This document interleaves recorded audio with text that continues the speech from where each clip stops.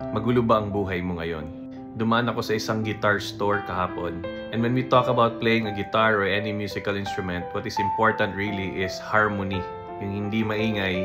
Kasi kung may isang parte dyan na hindi maayos pagkatono or mali yung pagkapindot mo, siguradong maingay at magkakagulo ang kanta mo.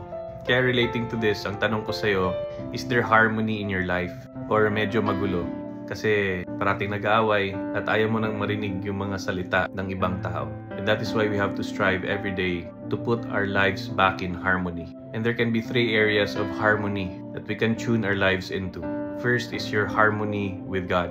How is your prayer time? Do you still have a relationship with God?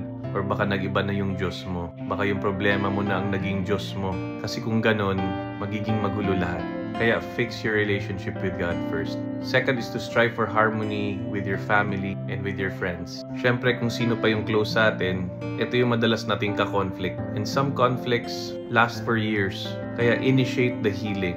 Be the humble one in the relationship para mawala na ang gulo at maging harmonious ulit. Third is strive for harmony at work. Dahil sa pressure, merong mga di pagkakaintindihan. Try to patch up these relationships. Try to clarify matters para hindi mabigat sa'yo na pumasok sa trabaho. Pag may harmony, ang sarap mabuhay. Hindi magulo, may kapayapaan.